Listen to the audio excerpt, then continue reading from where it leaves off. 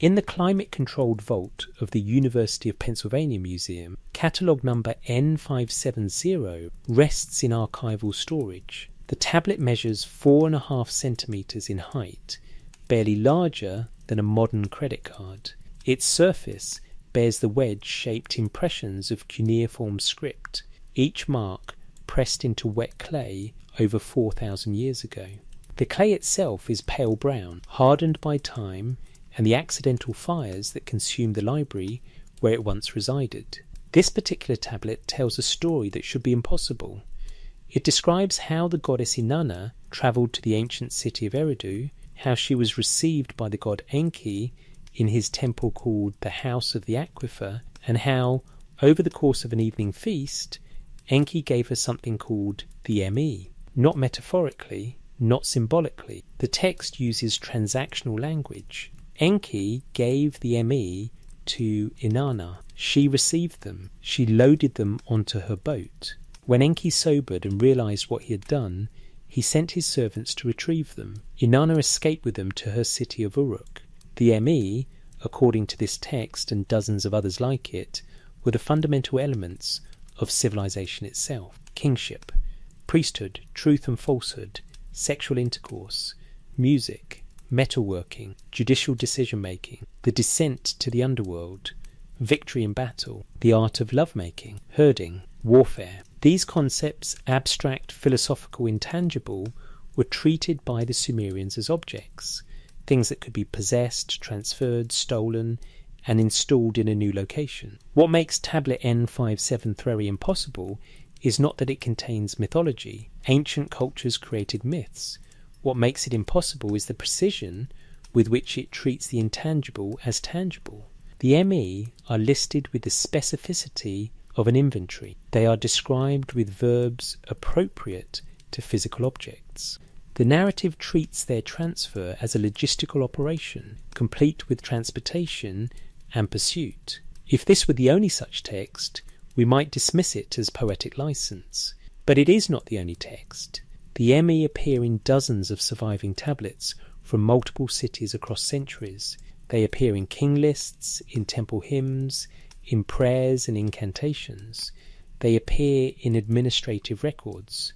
They are always described the same way, as powers that exist, that can be given or taken, that reside in specific locations, that provide the foundation for every aspect of human civilization. The Sumerians, who created the first writing system, who built the first cities, who established the first law codes, believed that everything they had accomplished was not invented.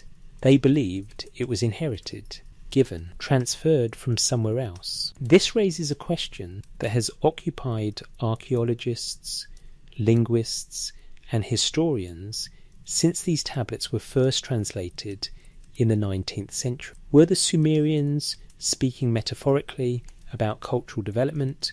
Were they encoding political history in mythological language? Or were they attempting to record something they believed to be factually true, that the knowledge underlying their civilization came from an earlier source, and that this knowledge was preserved and transmitted through specific procedures? The text on tablet N5730 doesn't read like allegory, it reads like documentation. Before we continue, take a moment if you'd like and leave a comment about where you're listening from and what time it is. There's something grounding about knowing this investigation is being conducted across time zones, in quiet rooms and dark spaces, by people asking the same questions about the same ancient clay. The questions we'll explore don't have definitive answers, but the evidence is specific, verifiable, and strange. And it begins with the simplest question: what were the ME? Not what do scholars think they represented, what did the Sumerians say they were? Between the rivers, the civilization that appeared complete. The name Mesopotamia means between the rivers. The Tigris and Euphrates, flowing south from the mountains of modern Turkey, created a floodplain of exceptional fertility in what is now southern Iraq. It was here, in the 4th millennium before the Common Era, that something unprecedented occurred. Civilization appeared, not gradually, not through the slow accumulation of cultural innovations that we see in other regions. The Sumerian civilization emerged in the archaeological record around 3400 BC with characteristics that normally require centuries to develop already in place. Writing, monumental architecture, centralized administration, occupational specialization, long-distance trade networks, mathematical systems, astronomical observation, legal codes, all present, all functional, all sophisticated. This pattern has long puzzled archaeologists. In Egypt, we can trace the development of hieroglyphic writing through proto-literate stages. In China, we observe the gradual evolution from Neolithic settlements to Bronze Age civilization. In Mesoamerica, we see the slow elaboration of agricultural societies into urban centres. In Sumer, the developmental stages are compressed or absent. The earliest writing, found on tablets from Uruk dating to approximately 3400-3200 BC, is already systematic. It's not pictographic experimentation, it's an organised accounting system with standardised symbols, grammatical markers, and administrative purpose. Within 2 centuries, it has become sophisticated enough to record complex transactions, mathematical calculations, and the beginnings of literature. The cities themselves appear with similar abruptness. Uruk, the largest urban centre of the period, covered nearly 6 square kilometres by 3000 BC, with a population estimated between 40 and 80,000 people. The city contained massive temple complexes, including the White Temple built atop a ziggurat, sophisticated irrigation systems, defensive walls, and distinct residential and administrative districts.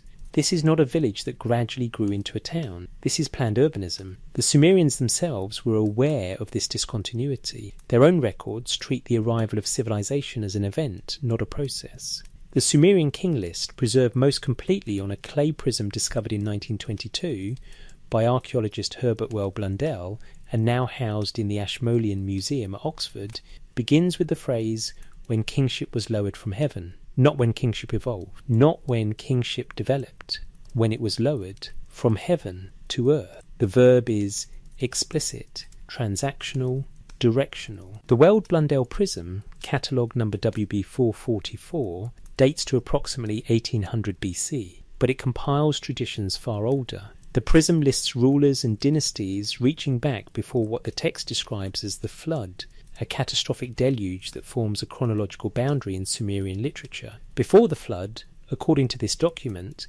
kings reigned for impossibly long periods, tens of thousands of years. After the flood, dynastic rule continues, but with more plausible lifespans. Modern scholarship treats these pre-flood kings as mythological. The reigns are too long, the names too fantastic. But what's interesting is not whether these kings literally existed. What's interesting is that the Sumerians themselves placed the origin of kingship before their own civilization. They dated it to an earlier era. They described it as something transferred, not invented. This pattern appears throughout Sumerian literature. The invention of writing is attributed to the goddess Nisaba, who possessed the Emi of scribal art. The development of agriculture is credited to Enlil, who separated heaven from earth and organised the growing of grain. The establishment of cities is the work of Enki, who laid foundations and determined destinies. Legal codes are described as revealed rather than created. Judicial decisions follow the judgments of Utu, the sun god associated with justice. The Sumerians describe themselves as preservers, not originators.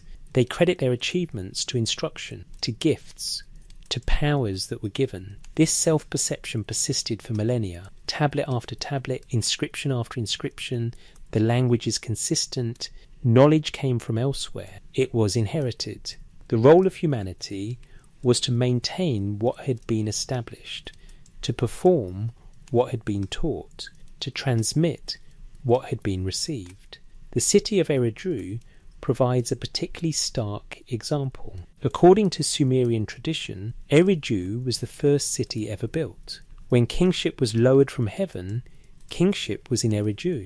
Archaeological excavation of the site, conducted by Fouad Safar and Seton Lloyd between 1946 and 1949, revealed a temple complex with 18 distinct construction levels, the earliest dating to the Ubaid period, around 5400 BCE. This means the site was occupied nearly 2,000 years before the emergence of full Sumerian civilization. The temple was rebuilt in the same location on the same plan for millennia. The temple was called Abzu, the House of the Aquifer. It was dedicated to Enki, god of wisdom and fresh water, and according to the texts, this temple contained something specific. It was where the Me was stored, not created, stored, kept, guarded.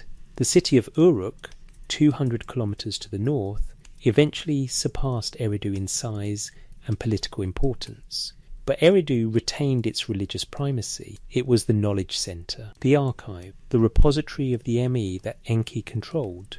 The relationship between these cities, documented in administrative records, temple dedications and royal inscriptions, wasn't competitive. It was complementary. Uruk had population and power. Eridu had authority and knowledge. One had grown, the other had custody. This distribution suggests a civilization aware of its own structure. The Sumerians organized themselves around the principle that political power and knowledge authority were separate functions, located in different places, managed by different institutions. This is not the pattern of a society inventing itself. This is the pattern of a society maintaining a system it believes already existed.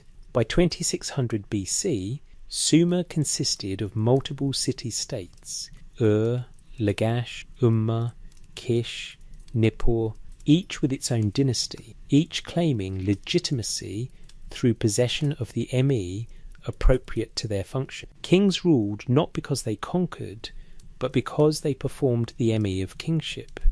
Priests officiated not because they were appointed, but because they enacted the Me of priesthood. Justice was administered not because judges were wise, but because they applied the Me of judgment. The civilization operated on the assumption that every social role, every craft, every institution corresponded to a specific Me that defined its function and authorized its practice.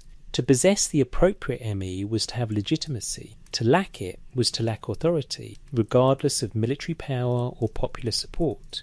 This understanding was not theoretical. It shaped political reality. When dynasties changed, the language of transfer was always the same. The Me of kingship had moved from one city to another. When temples were conquered, the victors didn't destroy them. They claimed custody of the Me housed within them. When scribes were trained, they weren't learning a profession. They were being initiated into the Me of writing, a power that pre-existed their participation. The Sumerians built their entire civilization on the premise that they were operating a system given to them. The archaeological evidence shows a civilization that appeared suddenly and fully formed.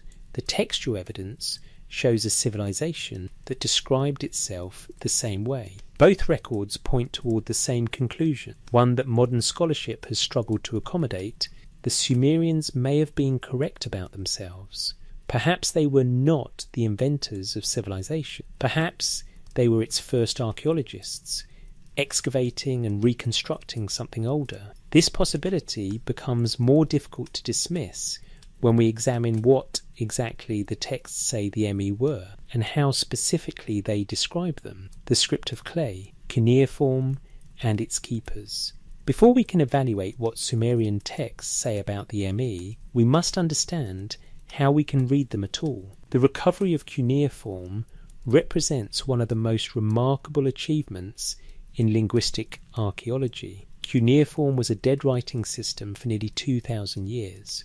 The last datable cuneiform tablet was written in 75 C. After that, the knowledge of how to read the script vanished. When European travellers in the 17th and 18th centuries encountered inscriptions on the ruins of Persepolis and Babylon, they recognized them as writing, but they could not decipher them. The breakthrough came from an unexpected source. In 1835, British Army officer Henry Rawlinson, stationed in Persia, began copying an enormous trilingual inscription carved into a cliff face at Behistun. The inscription, commissioned by Persian King Darius I around 520 BC, recorded the same text in 3 languages: Old Persian, Elamite, and Babylonian. The Babylonian version was written in cuneiform. Rawlinson's copies, combined with the work of German scholar Georg Friedrich Grotefend, who had already made progress on Old Persian, provided the essential key. If scholars could translate the Persian version,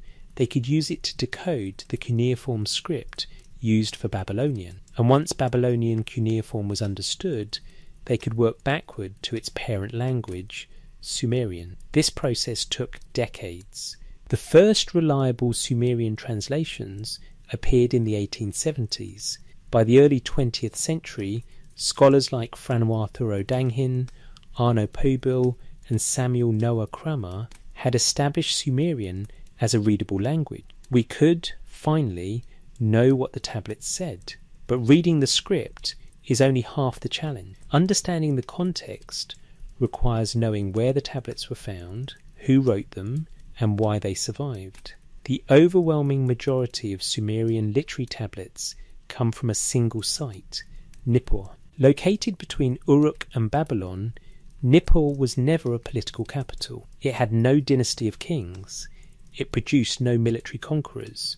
But it was the religious centre of Sumer, the city sacred to Enlil, the chief god of the pantheon, and crucially, it was the location of the largest scribal schools. Between 1889 and 1900, the University of Pennsylvania conducted excavations at Nippur under the direction of John Punnett Peters and later Hermann Hilprecht. The expedition uncovered approximately 30,000 tablets and fragments. Most were administrative documents, receipts, contracts, inventories, but thousands were literary texts, including many of our surviving copies of myths, hymns, and wisdom literature.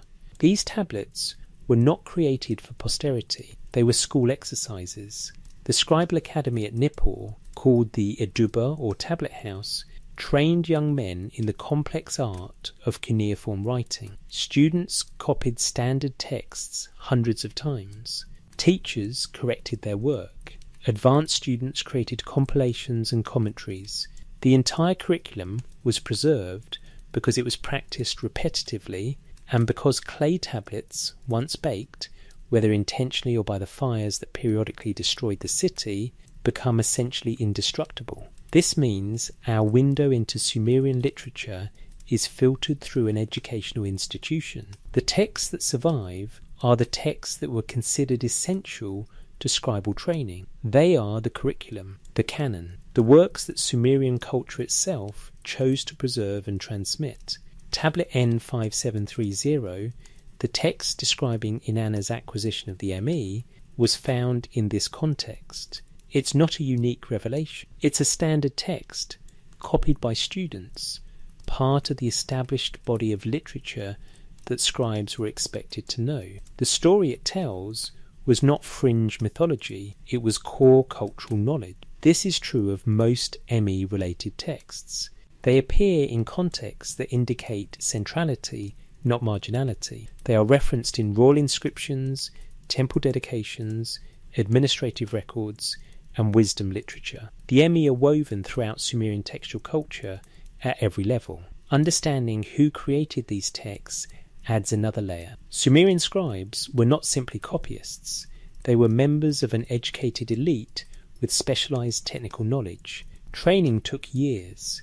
Students learned not only writing, but mathematics, accounting, legal formulae, medical texts, astronomical observations, and religious literature. The scribal schools produced the administrators, priests, judges, and teachers who ran Sumerian civilization. These were not credulous people recording folklore. They were the educated class. And the educated class, across centuries and across city-states, consistently described the ME in the same terms as real, authoritative, and foundational. The physical process of tablet creation is also relevant. A scribe would take a lump of clay, flatten it into a pillow or tablet shape, and use a reed stylus cut at an angle to press wedge-shaped marks into the surface. The marks were not drawn, but impressed, creating a three-dimensional text. Once inscribed, the tablet would either be left to dry naturally, suitable for temporary documents, or fired in a kiln for permanent records. The text on these tablets is dense. Cuneiform signs can be read phonetically, logographically, or as determinatives that indicate the category of the following word. A single sign might have multiple readings depending on context. This makes Sumerian a difficult language to read, but it also makes it difficult to misread scholarly translations. Modern translations of these texts are not interpretive guesswork.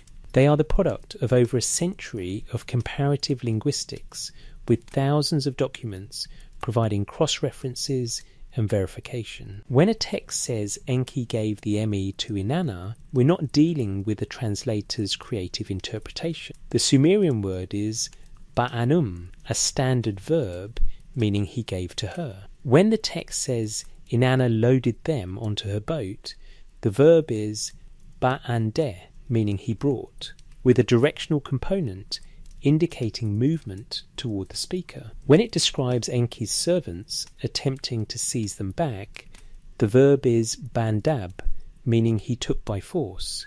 These are concrete transactional verbs, not metaphorical language, not poetic abstraction. The grammar of these texts treats the ME as objects that can be given, carried, seized, and installed. The preservation of these tablets adds another element. The text survived because the buildings that housed them burned. Fire hardens clay. The catastrophes that destroyed Sumerian cities, whether accidental fires, warfare, or natural disasters, baked the tablets in situ, turning temporary records into permanent artifacts. This means the tablets we have are not the texts the Sumerians chose to preserve. They are the texts that happened to be in use when disaster struck.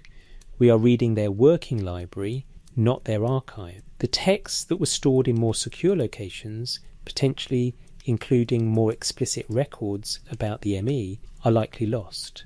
What we have are the teaching texts, the student copies, the works in active circulation. And yet, even in these fragmentary remains, the pattern is consistent. The ME are described in every genre of text, from royal propaganda to scribal humour to temple accounting. They are not a minor theme, they are a central organising principle. The question is not whether the Sumerians wrote about the ME, they clearly did. The question is what they meant by it, and to answer that, we need to examine the term itself and why it remains so difficult to translate. ME, the untranslatable blueprint. The Sumerian word ME presents a unique problem in translation. It consists of a single cuneiform sign. The sign is simple, common, and deeply resistant to precise English equivalents. Early translators attempted divine ordinance. Later scholars suggested divine power, cultural norm, cosmic principle, or divine decree. Samuel Noah Kramer, whose 1944 work Sumerian Mythology remains foundational, often left the term untranslated, simply writing me and allowing context to suggest meaning. More recent translations have proposed ritual, divine attribute, or cultural element. None of these capture what the Sumerian texts describe. The difficulty is not linguistic incompetence. The problem is categorical. ME appears to exist in a conceptual space that our language doesn't quite have a term for. It is simultaneously abstract and concrete, conceptual material, divine and functional. It is a principle that exists, an idea that can be possessed, a power that can be transferred. This is not how we typically think about abstractions. Justice, in our conceptual framework, is an idea. It can be pursued, embodied or corrupted, but it cannot be carried on a boat. Music is an art form, not an object. Kingship is an institution, not a thing you can steal. The Sumerians appear to have thought differently. In their texts, the ME are consistently treated as discrete, innumerable entities that exist independent of human practice. Justice is not what happens when people behave justly. Justice is a me that authorises and enables just behaviour. Music is not the sound people make. Music is a me that allows sound to be organised meaningfully. Kingship is not the role a powerful person occupies. Kingship is a me that must be possessed for rule to be legitimate. This has profound philosophical implications. It suggests the Sumerians understood civilization not as human invention, but as human participation in something that exists objectively. Culture, in this framework, is not constructed, but discovered. Practices are not developed, but learned. Authority comes not from power, but from alignment with the appropriate me. This worldview is so foreign to modern thought that many scholars simply collapse the me into metaphor. The me in this reading are just poetic ways of talking about cultural developments. When the texts say Inanna received the me of sexual intercourse, they mean cultural attitudes about sexuality became associated with her cult. When they say Enki gave the me of kingship, they mean political authority originated in his city. The material language is dismissed as mythological embellishment, but this interpretation struggles with the specificity of the texts. Consider the passage from tablet N5730 in the section where Enki begins giving the me to Inanna. In the name of my power, in the name of my Abzu, I shall give them to Inanna. Then follows a list, not a vague description, a list. Each me is named individually. The me of lordship, the me of godship, the me of the sublime, enduring crown, the me of the throne of kingship, the me of the exalted sceptre, the me of shepherdship, the me of descent into the underworld, the me of ascent from the underworld.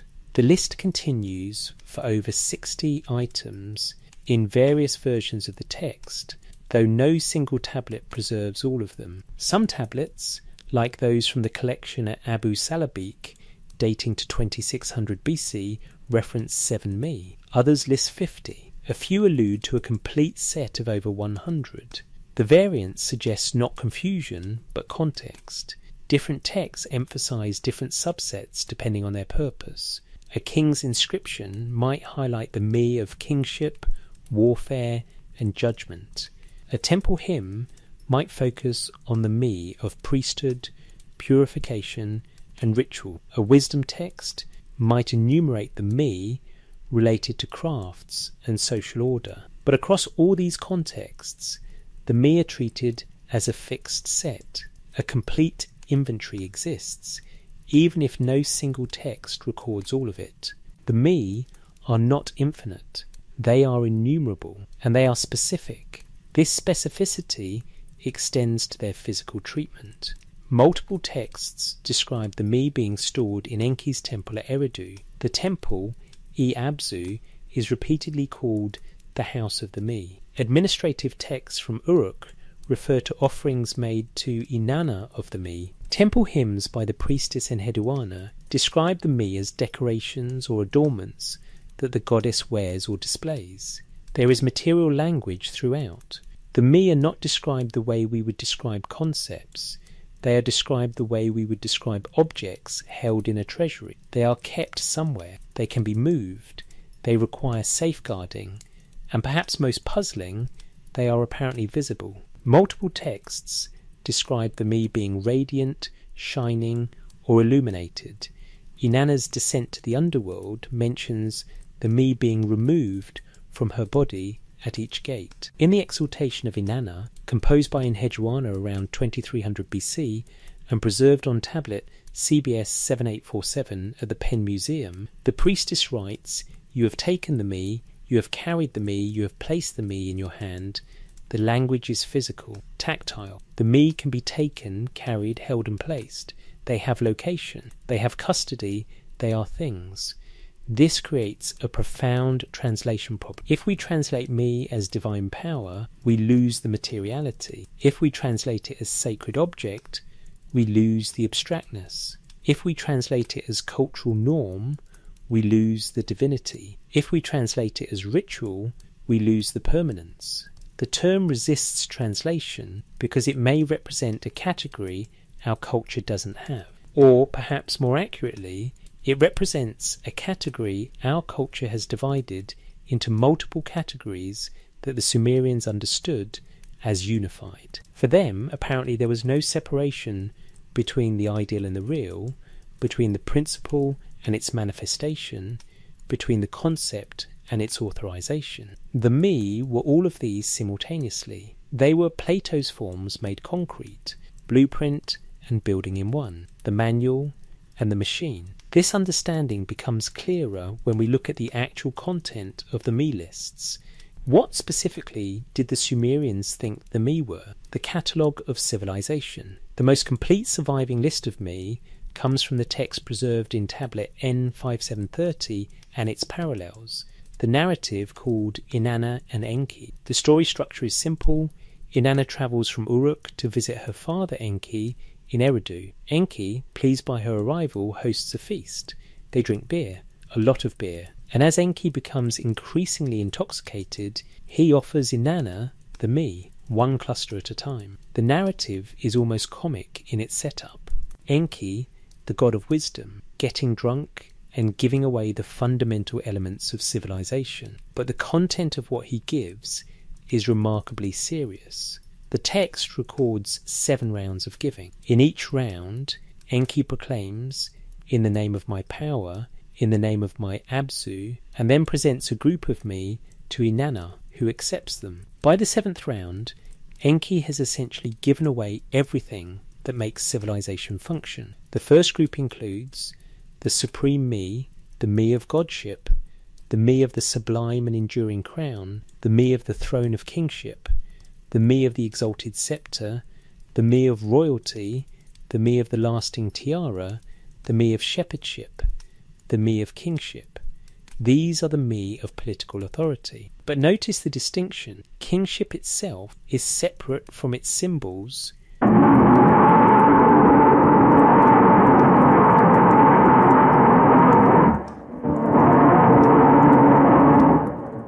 and from the role's function, mechship, the metaphor for leadership in Sumerian thought. Each aspect of royal authority is a distinct me. Rulership is not a single power, but a constellation of specific elements. The second group includes the me of the holy shrine, the me of the on-priesthood, the me of the great sanctuary, the me of divinity, the me of the exalted and enduring crown, the me of truth, the me of the descent into the underworld, the me of the ascent from the underworld. Religious authority and its functions. The em-priest was the highest religious official in Sumerian cities, often a member of the royal family. The inclusion of underworld descent is particularly interesting. This was understood as a specific power, distinct from ordinary death, involving knowledge and return. The third group, the me of the eunuch priests, the me of the female cult prostitutes, the me of sexual intercourse, the me of the kiss, the me of the art of love. Sexual and ritual roles related to temple service. The temple in Sumerian civilization was not only a religious centre, but also an economic and social hub. Sacred sexual practices were part of fertility rituals. These are not moral judgments, but functional categories, aspects of how temple cult operated. The fourth group, the me of the standard, the me of the flood, the me of weapons, the me of sexual intercourse, the me of the art of lovemaking, the me of the prostitute, the me of the kiss. Some repetition here suggests either scribal variation between tablets or that these me have multiple aspects. The standard refers to a military or cultic banner. The flood is ambiguous, possibly a reference to destructive power or the mythological deluge. The fifth group, the me of the speech, the me of speech, the me of the joyous speech, the me of the decorative speech, the me of the blessed speech, the me of the kind speech, the me of the harmful speech, the me of honest speech, the me of false speech, the me of the art of song. Language arts, in elaborate subdivision. Not simply the me of speech, but multiple types of speech, each a distinct power. This suggests Sumerian thought understood communication not as a general capacity, but as a collection of specific techniques, each with its own character and application. The sixth group, the me of the eldership, the me of hearership, the me of power, the me of enmity, the me of straightforwardness, the me of the destruction of cities, the me of lamentation, the me of rejoicing, the me of deceit, the me of the rebel lands, the me of compassion, the me of judgment, social dynamics and emotions, but treated as objective forces. Enmity is not simply humans feeling hostile. Enmity is a me that exists and can be activated.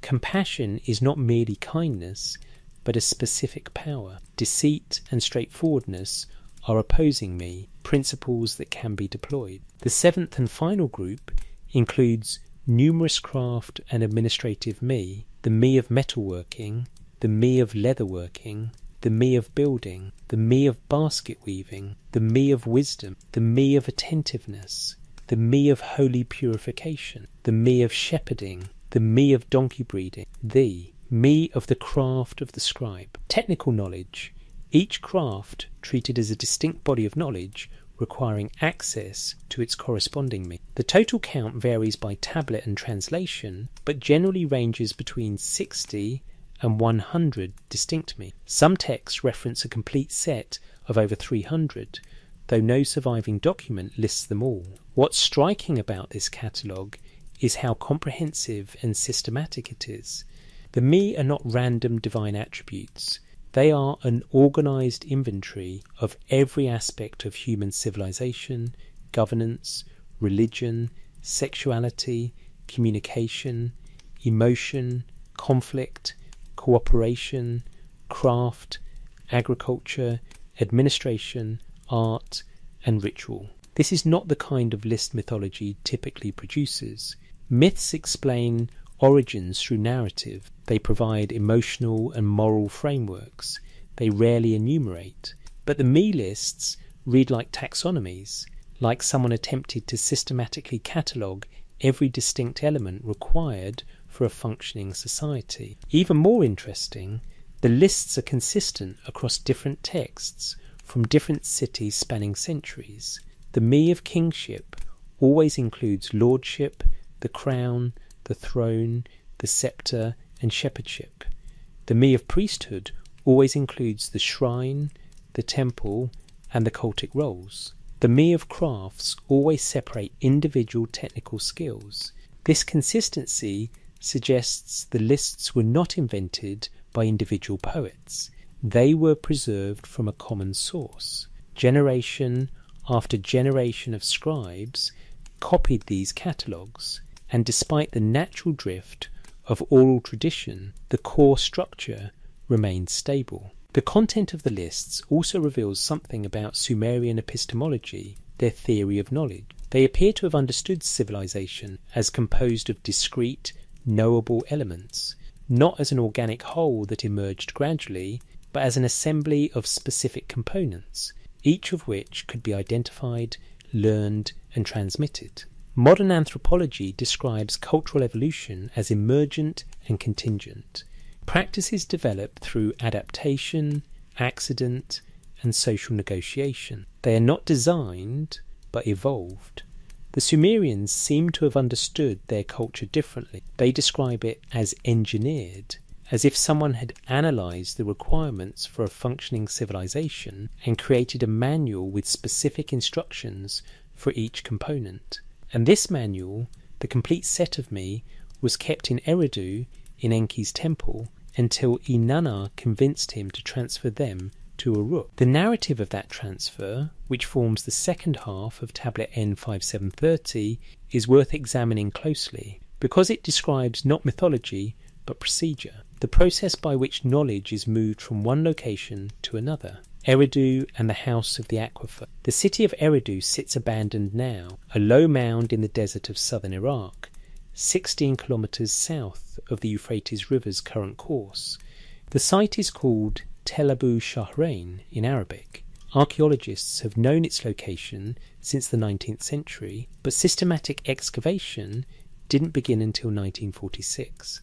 The expedition, led by Iraqi archaeologist Fuad Safar and British archaeologist Seton Lloyd, uncovered something unusual. Beneath the ruins of later buildings, they found the remains of a temple complex with 18 distinct construction levels. The earliest level dated to the Ubaid period, around 5400 BC. This makes Eridu one of the oldest continuously occupied sacred sites in human history. The temple was rebuilt on the same spot, following the same basic plan for over 3,000 years.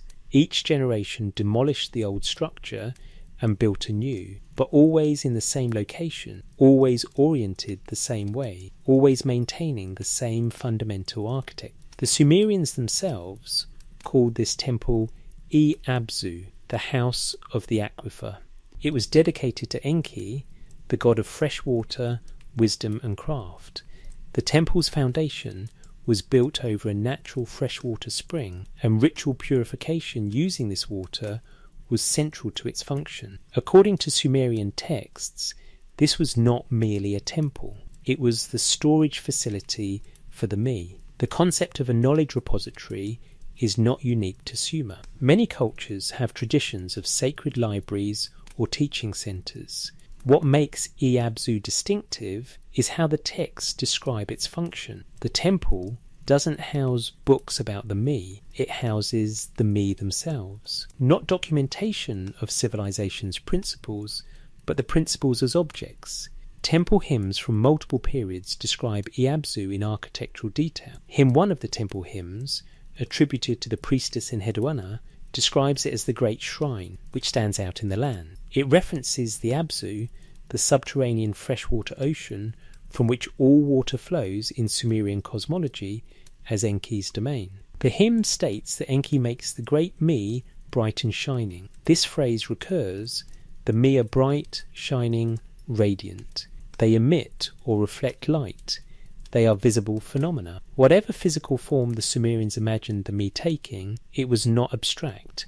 It was something that could be seen. Other texts describe Enki as the guardian of the me, the one who determines destinies and distributes the me. His role is not creative, but administrative. He doesn't invent the me, he manages them. He decides who receives access to which me and under what circumstances. This administrative function appears in multiple narratives. In Enki and the World Order, a long composition preserved in tablets from Nippur dating to the Old Babylonian period, Enki travels throughout the known world, assigning me to different regions and peoples. He gives the me of irrigation to Sumer, the me of metalworking to the mountains where ore is found, the me of trade to the merchants, the me of herding to the pastoralists.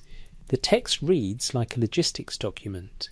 Enki is not creating these functions, he is installing them in their appropriate locations. The me pre-exists his distribution, his task is allocation. This portrayal of Enki is consistent across Sumerian literature. He is wise, but his wisdom consists of knowing how things work, not of inventing how they should work. He is powerful, but his power consists of accessing and distributing the me, not of generating them from nothing. He is creative, but his creativity consists of solving problems using the existing me in novel combinations. In one famous myth, Enki and Ninhursag, preserved on tablet CBS 4561 at the Penn Museum, Enki creates 8 plants that are immediately eaten by the goddess Ninhursag, causing a crisis.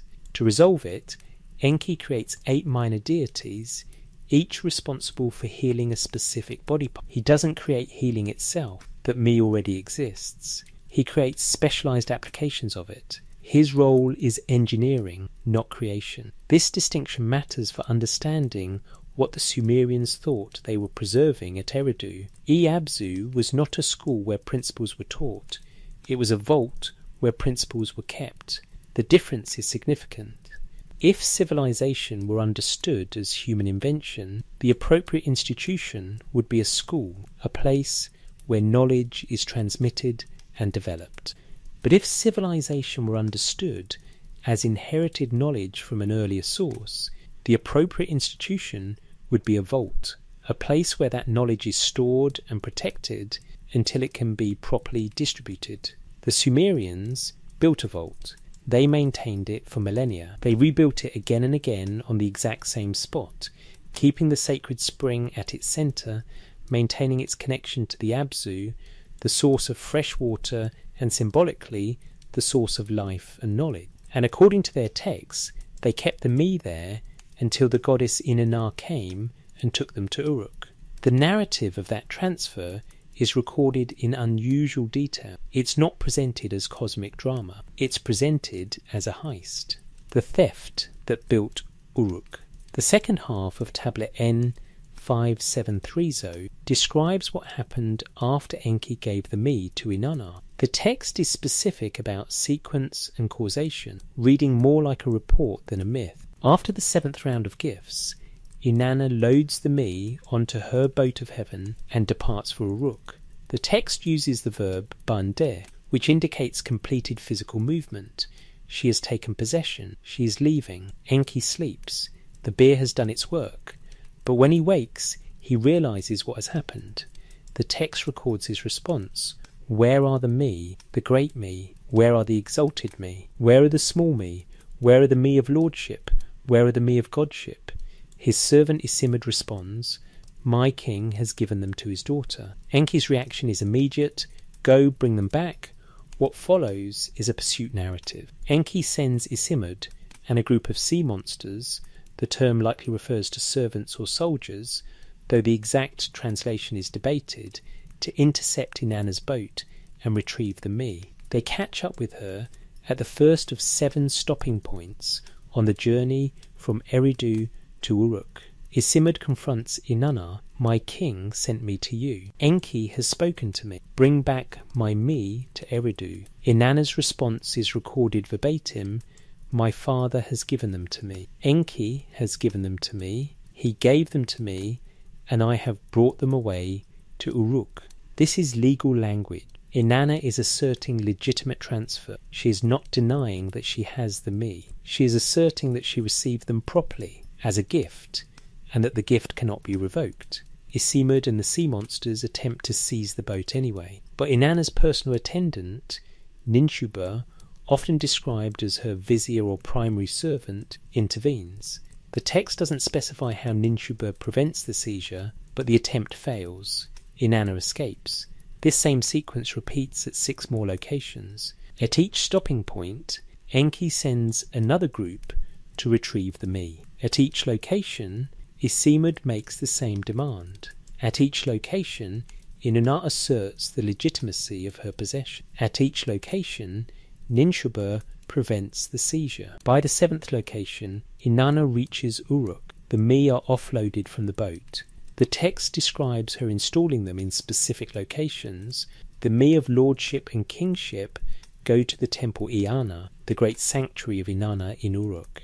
The me of priesthood are distributed to the appropriate shrines. The me of crafts are allocated to the craftsmen. The distribution is systematic. Each me goes to its proper institutional home. This is not random redistribution.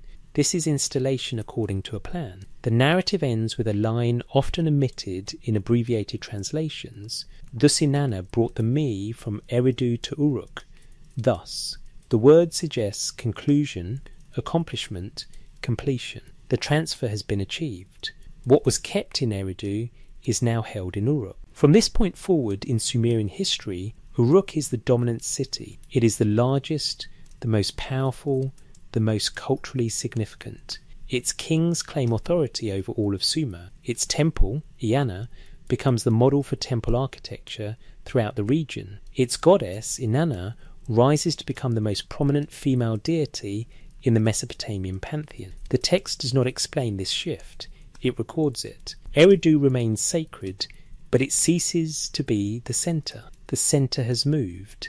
Mainstream scholarship interprets this narrative as political allegory. The story in this reading reflects an historical transition of political power from the south to the north Uruk, probably during the Uruk period around 3200 BCE. The me are a mythological metaphor for political legitimacy. The transfer is a way of narrating dynastic change. This interpretation is reasonable and widely accepted, but it struggles with certain details. First, the specificity of the me list. If the narrative is political allegory, Why enumerate 60 different aspects of civilization? Political legitimacy can be claimed in simpler terms. The elaborate catalogue suggests the story is about something more specific than general authority. Second, the procedural focus. Political myths typically emphasize divine right, military conquest, or heroic virtue. This narrative emphasizes logistics, how the me were transported, how they were defended, where they were installed. These are the concerns of someone managing a transfer of actual objects. Third, the legal framework. Inanna doesn't claim the me through conquest or inheritance. She claims them through gift law. Enki gave them to her freely. The gift was witnessed by Isimud. Once given, the gift cannot be revoked unilaterally. This is sophisticated legal reasoning appropriate to property transfer, not mythological poetry. Fourth, the persistence of Eridu's sacred status. If this were purely a political narrative justifying Uruk's supremacy, we would expect Eridu to be diminished or delegitimized. Instead, Eridu remains sacred. Its temple continues to receive offerings.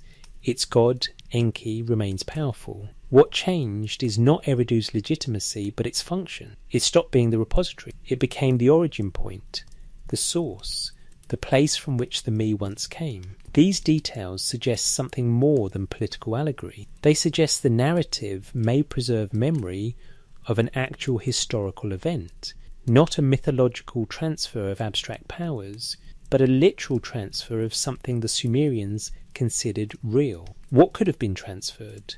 What physical objects might correspond to the me? One possibility, ritual objects. The me might have been cult statues, sacred implements, ceremonial regalia. Many ancient cultures treated such objects as embodiments of divine power. Moving the cult statue was equivalent to moving the god. This interpretation aligns with the material language, but struggles with the content. Cult objects are usually singular or few. The me are numerous and conceptually diverse. Another possibility, texts. The me might have been written records, instructional manuals, ritual procedures, technical knowledge inscribed on tablets or other media. This aligns with the catalogue-like nature of the me lists and the emphasis on specific transmissible knowledge. The problem, the oldest Sumerian writing dates to around 3400 BCE, and the me are described as older than writing itself. A third possibility, knowledge holders. The me might refer not to objects, but to trained practitioners, priests, scribes, craftspeople who embodied the knowledge systems they represented. Transferring the me would mean transferring the people who knew how to perform kingship, priesthood, metalworking, etc. This aligns with the administrative emphasis, but struggles with the physical language of loading onto boats. Or the text might mean exactly what it says. The me were real, they were objects, they could be moved, and the Sumerians did not have the conceptual vocabulary to describe them in terms we would recognise. They used the words they had. The me were powers, divine, visible, transferable, authoritative. They were kept in Eridu and then moved to Uruk. What makes this possibility worth considering is not any single detail, but the accumulation of specificity. This doesn't read like myth, it reads like documentation, written by people who believed they were recording something that actually happened. And there's another voice that speaks to this event, a voice with a name, a date, and a direct claim to authority, the High Priestess Enheduanna, the voice of Enheduanna, witness to the powers. In 1927, archaeologist Leonard Woolley was excavating the ancient city of Ur when he discovered a peculiar artefact, a circular disc of calcite bearing an inscription and a relief carving of 4 figures. The inscription identified the disc as belonging to Enheduanna, wife of the god Nanna, daughter of Sargon, king of the world. This was not mythology, this was a name, a title, a historical claim. Enheduanna lived around 2300 BC during the Akkadian Empire established by her father, Sargon of Akkad. Sargon was a revolutionary figure, the first ruler to unite the Sumerian city-states under a single dynasty. To consolidate his power, he appointed his daughter as the high priestess of the moon god Nana in the city of Ur, the most important religious position in southern Mesopotamia. Enheduanna held this position for at least 40 years, and during that time she composed poetry. We know this because she signed her work. At the end of several compositions, the text includes a colophon. The compiler of these tablets is Enheduanna. She is the first author in human history whose name we know with certainty. 3 major compositions are attributed to her: 42 temple hymns, each dedicated to a different sanctuary across Sumer and Akkad, the exaltation of Inanna, a long personal prayer to the goddess, and the hymn to Inanna as Ninmasara. Fragments and copies of these texts have been found at multiple sites, including Ur, Nippur and Uruk, indicating they were widely copied and transmitted.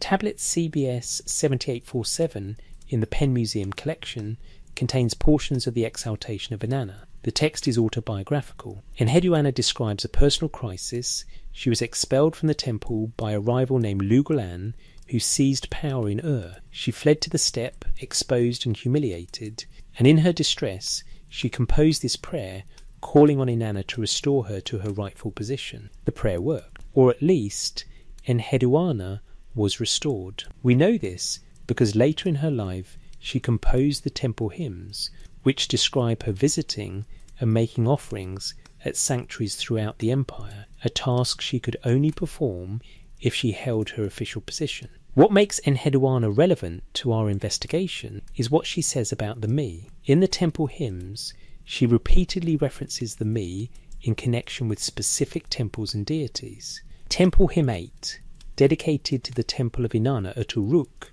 states, "Inanna, you have taken the me from the house of Enki." This is a direct reference to the narrative recorded in tablet N730. Enheduanna is not inventing a story, she is citing an established tradition. But the exaltation of Inanna goes further. In this text, Enheduanna describes the me in personal experiential terms. You have taken all the great me, you have held the me in your hand, you have gathered together all the me, you have clasped the me to your breast. The language is intimate, physical. The me are held, clasped, gathered. They are not distant abstractions. They are things Inanna possesses, things that can be held in hands and pressed against the body. Later in the same text, Enheduanna describes her own relationship to divine power. I, Enheduanna, the brilliant high priestess of Nana, I have erected the measuring platform in the temple of the moon god. I am the one who gives birth to the me. Wait, gives birth to the me? This phrase is startling. Elsewhere, the me are described as existing eternally, given by gods, transferred between locations. But here, Enheduanna claims to generate them, or perhaps more accurately, to manifest them, to bring them into active existence through ritual performance. This suggests the me are not static. They require activation. Possession is not enough. The me must be performed, enacted, embodied by someone with the authority to do so. This aligns with another peculiar detail in Sumerian ritual texts, the concept of divine impersonation. During certain ceremonies, priests and priestesses were understood to literally become the deity they served, not to represent the deity, to incarnate the deity. The god or goddess would, for the duration of the ritual, occupy the body of the officiant. This was not symbolic. The Sumerian verb for this process, mim, means to be adorned with radiant aura. The practitioner takes on the visible glow of divine presence. They wear the me. Enheduanna, as high priestess of Nana, would have regularly performed such rituals. She would have literally embodied the goddess during ceremonial occasions. In those moments, she would have given birth to or manifested the me through her actions. This provides a potential answer to what the me actually were. Perhaps they were not merely objects or concepts, but procedures, specific ritual actions that, when performed correctly by authorized persons, manifested divine power in the human world. The me would be instructions, protocols, the knowledge of how to enact civilization. This interpretation aligns with how the Sumerians described their own culture. In text after text, they emphasize performance, procedure, and precision. Justice is not an ideal to aspire to. Justice is a ritual to perform. Kingship is not a role to inhabit. Kingship is a ceremony to enact.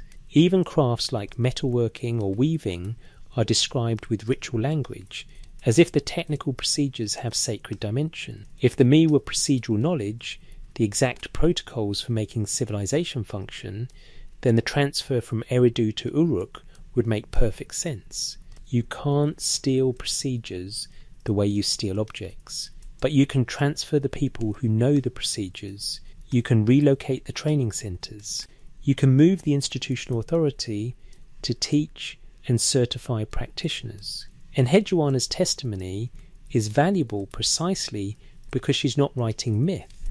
She's writing from within the system. She is a practitioner with direct access to temple archives, ritual procedures, and institutional knowledge. When she references the me, she's not speculating about ancient legends. She's describing the operational framework of the culture she serves, and she treats the me as real, as authoritative, as the foundation of everything the temples do. This brings us back to the central question: where did the me come from? The transfer from Eridu to Uruk explains how they spread through Sumerian civilization, but it doesn't explain their origin. The texts describe Enki as the guardian, not the creator, of the me. They exist before he possesses them. They are given to him, or he inherits them, or they simply are eternal principles that exist independent of divine will. The Sumerian king list provides a clue to how the Sumerians understood this origin, but to grasp that clue, we need to examine what the text actually says about kingship and its source. Kingship descended from heaven. The Well-Blundell prism, catalogue number WB444, stands 20 centimetres tall. It is a four-sided clay prism, each face inscribed with columns of cuneiform text. The scribe who created it around 1800 BC was copying from older sources, compiling traditions that stretch back over 1,000 years. The opening line is famous among scholars of ancient Mesopotamia. After the kingship descended from heaven, the kingship was in Eridu. The word translated as descended is ed, which specifically means to go down or to be lowered. It is directional, vertical, and deliberate. Kingship came from above. It was brought down. It was placed in Eridu. The text then lists the rulers of Eridu. In Eridu, Alulim became king. He ruled for 28,800 years. Aloljar ruled for 36,000 years. Two kings, they ruled for 64,800 years. These numbers are impossible. No human lives for 28,800 years. No dynasty lasts for 64,800 years.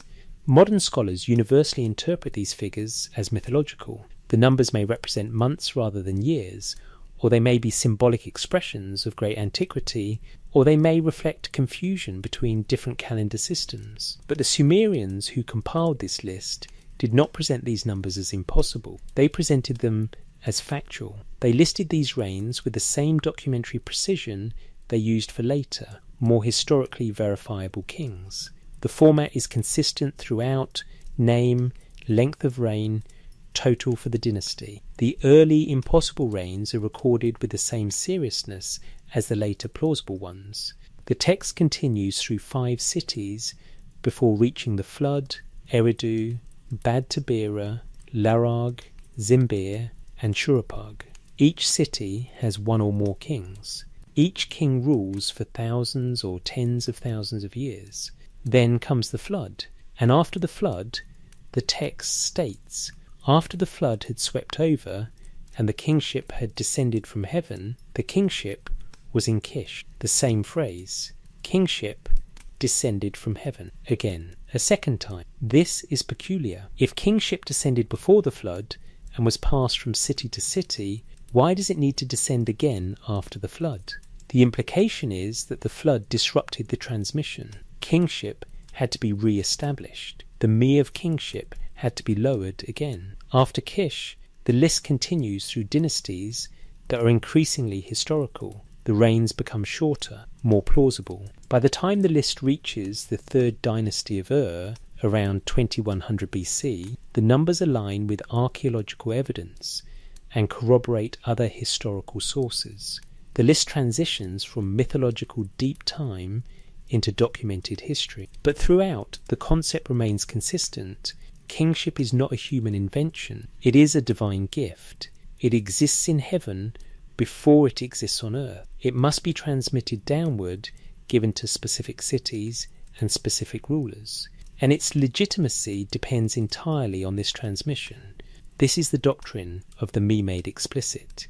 Kingship is not achieved through military power or popular acclaim. Those might explain who holds the throne at any given moment, but they don't explain what makes the throne legitimate. Legitimacy comes from possession of the Me of kingship, and that Me comes from heaven. The phrase descended from heaven appears in other contexts throughout Sumerian literature. The Me of writing descended from heaven and was given to the goddess Nisaba.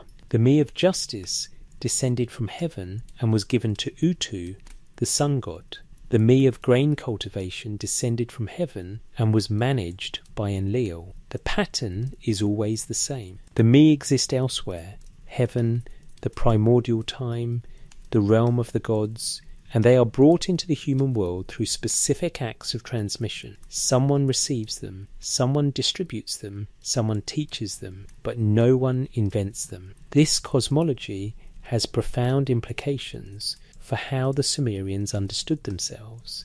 They are not makers of civilization. They are operators of a system designed elsewhere. Their task is not innovation, but preservation. Success is measured not by progress, but by faithfulness to the original design. This is a profoundly conservative worldview. And indeed, Sumerian civilization was remarkably conservative. The temple architecture of 3000 BC is essentially the same as the temple architecture of 2000 BC. Cuneiform script in 2500 BC is highly similar to cuneiform script in 2000 BC. The administrative systems, legal structures, and religious practices show great continuity over millennia. This is not because the Sumerians lacked creativity. Their art is sophisticated, their literature is emotionally complex, their engineering is impressive, but their creativity operated within a framework they considered fixed. You could compose a new hymn to Inanna, but you could not invent a new Me. You could build a larger temple, but you had to follow the established architectural principles. You could become king, but only if you possessed the Me of kingship. The system was understood to be complete. Everything necessary for civilization existed within the catalogue of Me. Human effort consisted of accessing, enacting, and maintaining these elements, not creating new ones. This raises an obvious question. Who designed the system? Where did the Me come from originally? The texts provide no clear answer. The gods possess the Me, but they do not create them. Enki manages them, but he is not their source. The Me seem to be primordial, existing before the current order, inherited from whatever came before. Some texts hint at an even older time. The Eridu Genesis, preserved in fragments from the old Babylonian period, describes creation not as ex nihilo, but as organisation of pre-existing matter. Before the gods organised the world, there was something.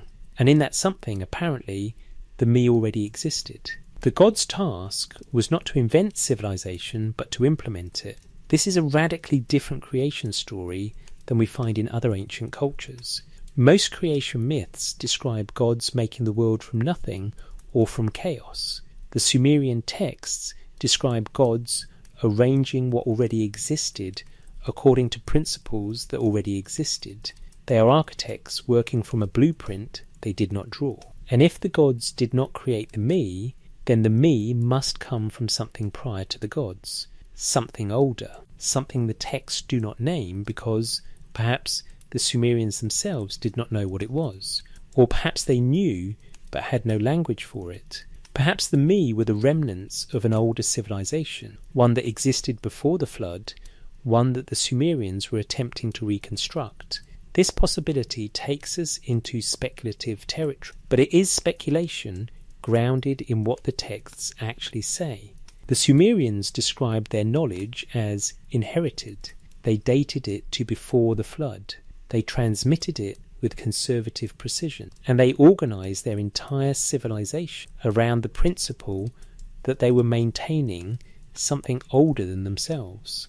What would such maintenance look like in practice? How would you preserve and transmit a complex knowledge system across generations, especially if that system was understood to be divinely ordained and unchangeable? You would create rituals, exact procedures, protocols that must be performed precisely, and you would embed the knowledge in those performances so that the act of doing becomes the act of preserving. This is exactly what Sumerian culture did, and understanding this helps us understand what the me actually were. The maintenance of reality. In 1976, the renowned Assyriologist Thorkild Jacobson published a theoretical work titled The Treasures of Darkness, A History of Mesopotamian Religion. Jacobson, who had spent decades translating Sumerian texts, proposed a framework for understanding Mesopotamian religious thought that has remained influential. His central argument: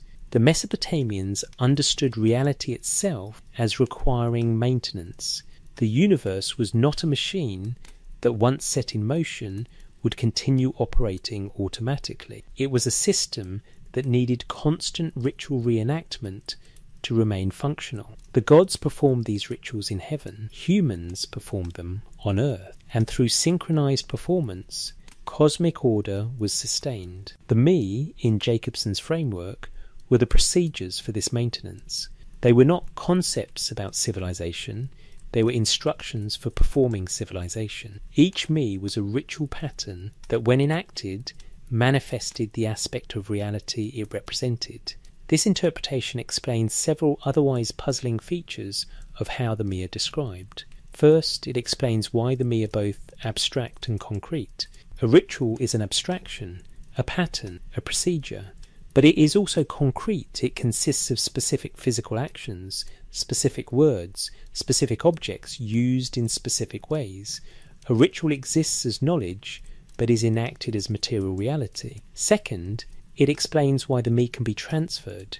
You cannot transfer an abstraction like justice, but you can transfer knowledge of how to perform the ritual of justice. You can teach someone the procedure. You can authorize them to perform it. The transfer of the me would be the transfer of procedural knowledge from one institution to another. Third, it explains why the me require authorized practitioners. Not anyone can perform a ritual effectively. Authorization matters. Training matters. In Sumerian thought, performing a me without proper authority would be not merely illegitimate, but literally ineffective. The ritual would fail. The aspect of reality it sustained would not manifest. This is why kingship could not be seized by force alone. Military power could put you on the throne, but it could not make you a king in the Sumerian sense. To be a king, you had to possess the me of kingship. You had to know the rituals. You had to be authorized to perform them, and you had to perform them correctly, or kingship itself, the reality of legitimate rule, would not exist. Enheduanna's role as high priestess makes sense in this framework. She was not merely a religious figurehead. She was the person authorized to perform the rituals that sustained the cult of Nana. When she was expelled from the temple, the problem was not political, it was cosmic. If the authorized practitioner cannot perform the rituals are not performed. If the rituals are not performed, the aspect of reality they sustain begins to collapse. Her exaltation of Inanna is not merely a personal prayer. It is an appeal to restore cosmic order by restoring her to her position so the necessary rituals can continue. This understanding of the me as ritual procedures helps explain the catalogues. Why list 60 or 100 different me? Because each represents a different ritual complex, a different set of procedures for manifesting and maintaining a specific aspect of civilization. Kingship has its rituals. Priesthood has its rituals. Justice, warfare, agriculture, metalworking. Each has its specific procedures. The Encyclopedia of Sumerian Literature, compiled through excavations at Nippur and other sites, preserves numerous ritual texts.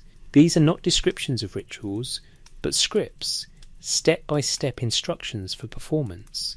They specify exactly which words to say, which objects to use, which gods to invoke, which days are appropriate, which participants are required. One text from the Old Babylonian period, catalogued as part of the CBS collection at Penn Museum, details the ritual for installing a new king. The procedure takes 3 days.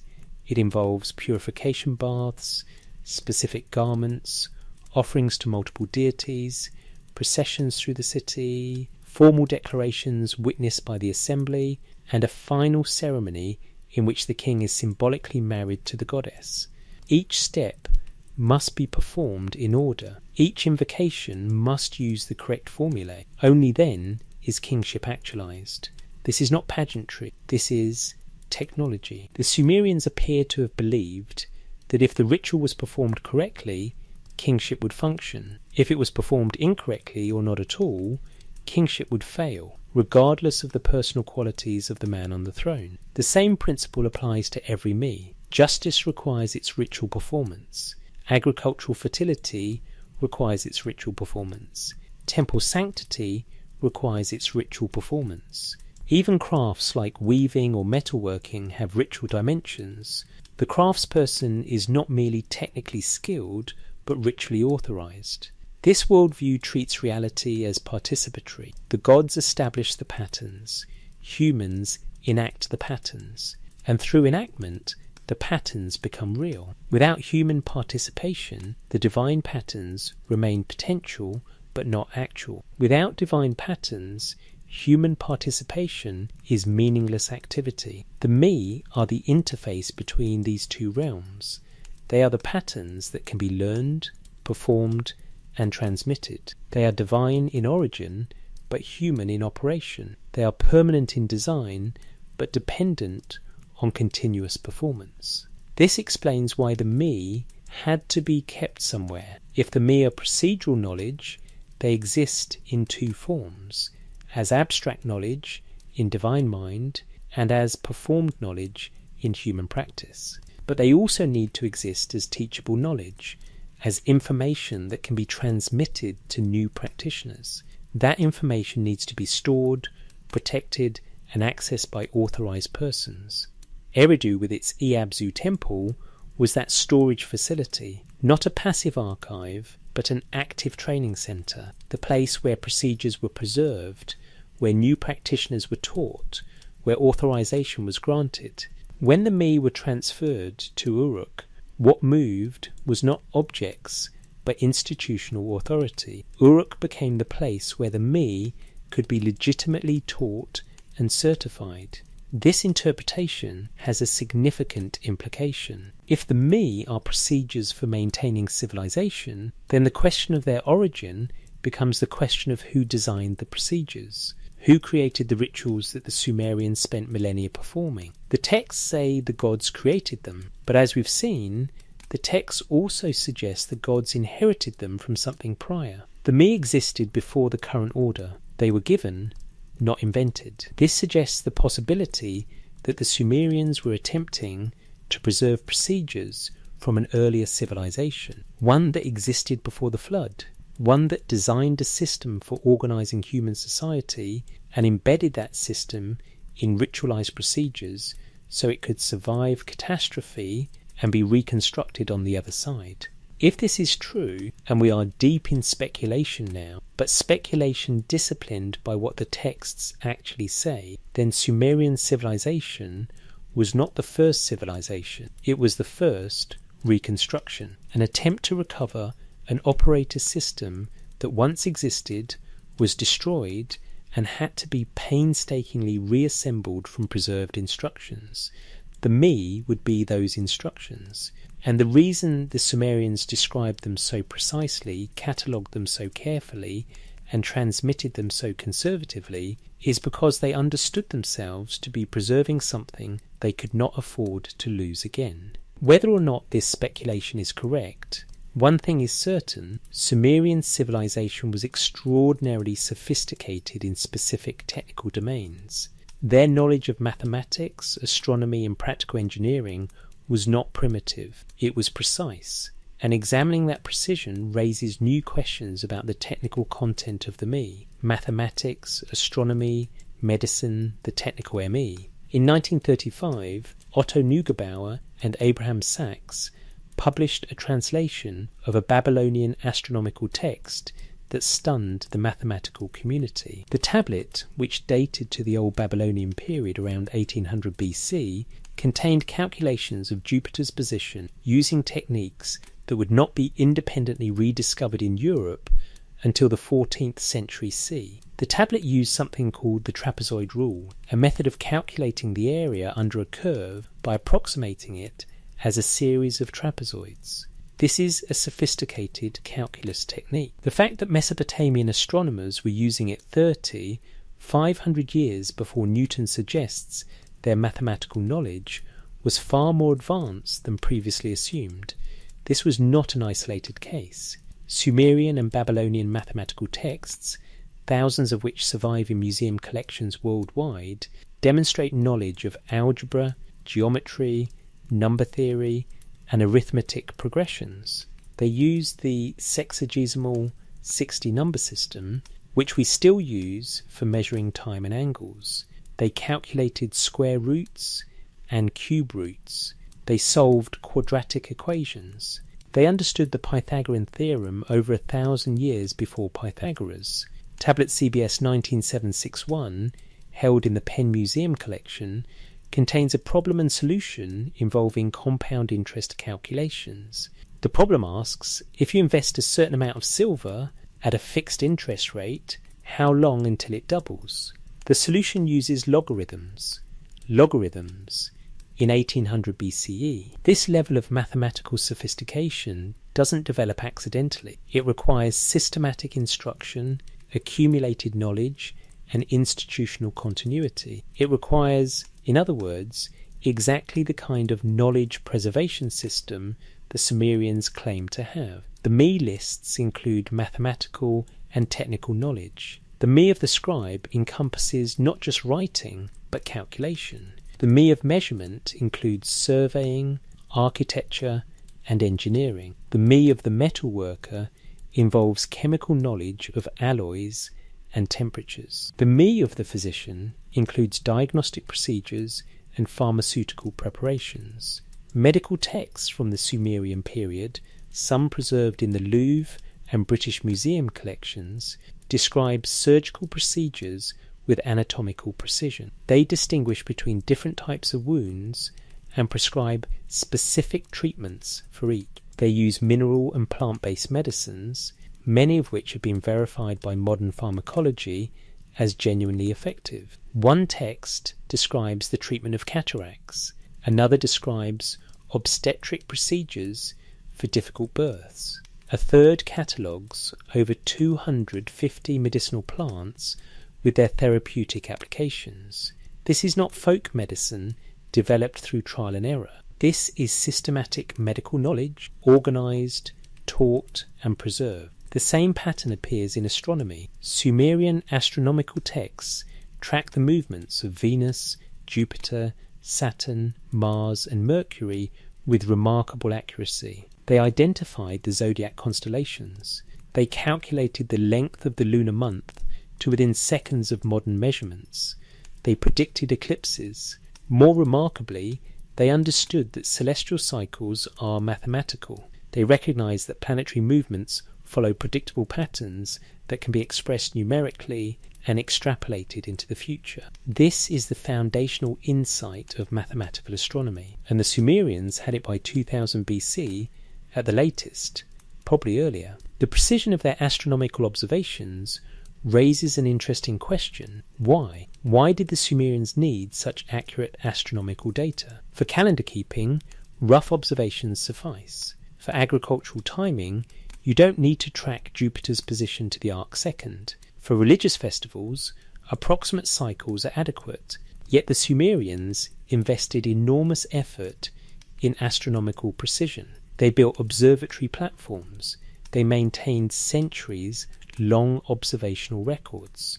They developed mathematical models of planetary motion. This suggests they considered astronomical knowledge important not merely for practical purposes, but for something more fundamental. One possibility, astronomy, was part of the me. Not just practical astronomy, but cosmic order itself. If the me are procedures for maintaining reality, then tracking celestial patterns might have been understood as essential to that maintenance. The movements of heaven and earth were synchronized through ritual performance. To perform the rituals at the correct times required precise knowledge of celestial positions. This would explain why astronomical knowledge was preserved with such care and why it was integrated with religious institutions. The priests were not merely performing ceremonies at convenient times.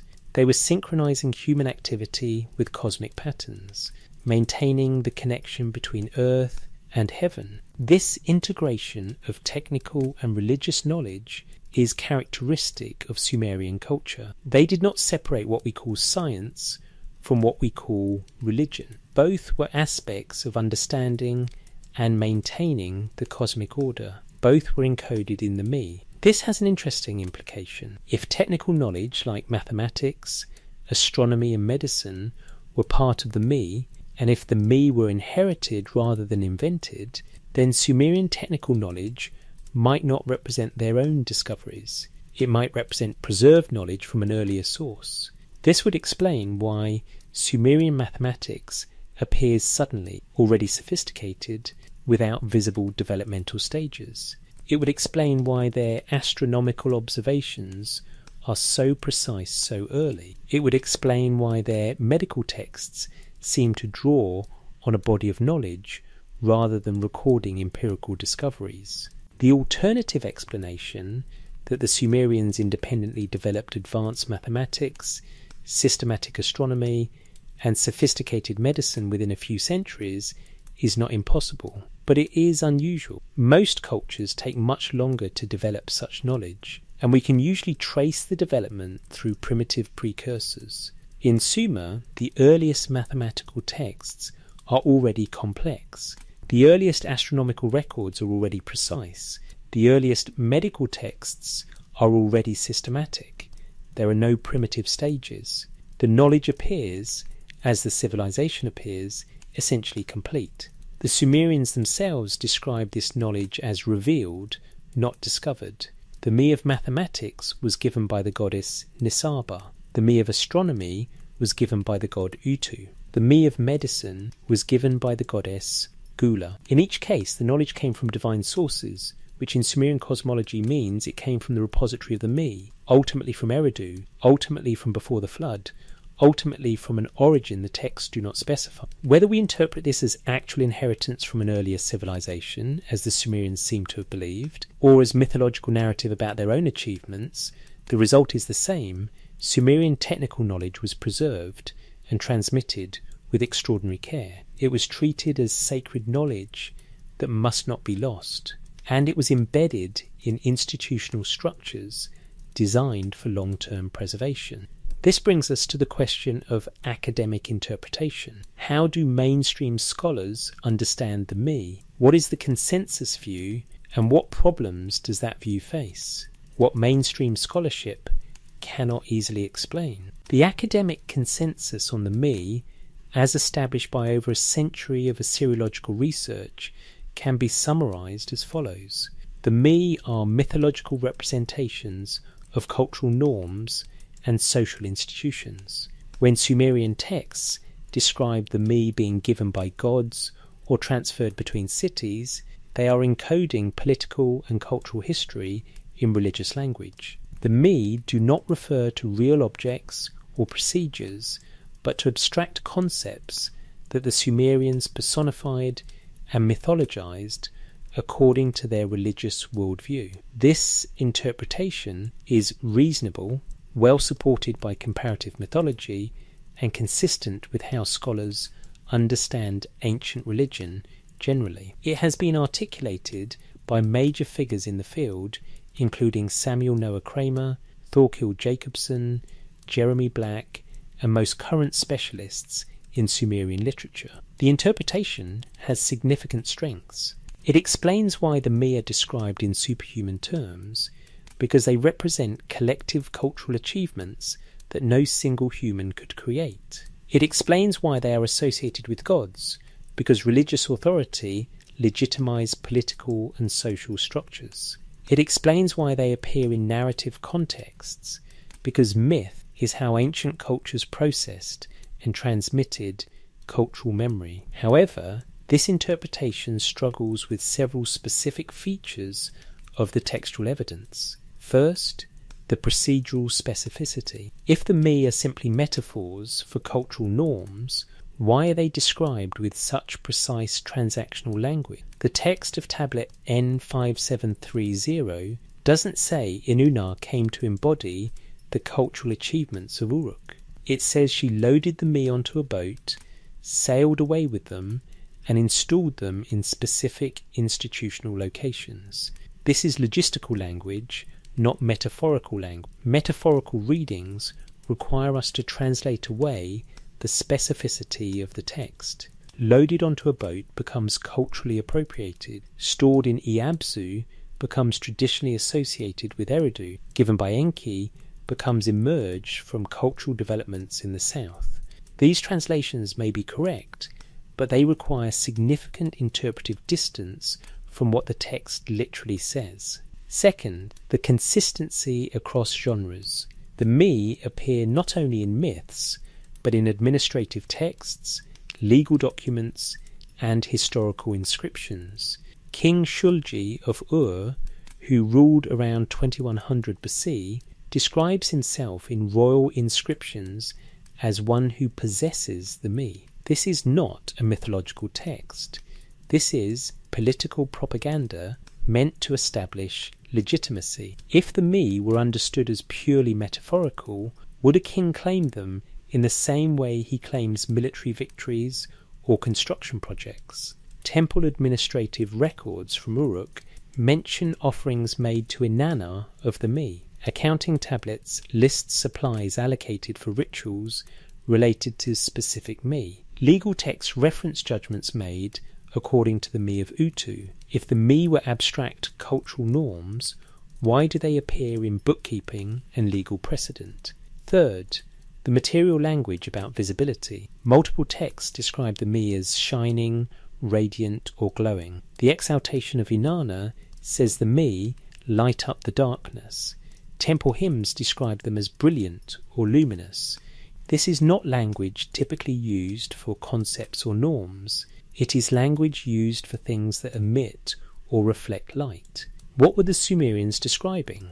One possibility: ritual objects that were polished, gilded, or otherwise made to shine. This would reconcile the material language with the metaphorical interpretation.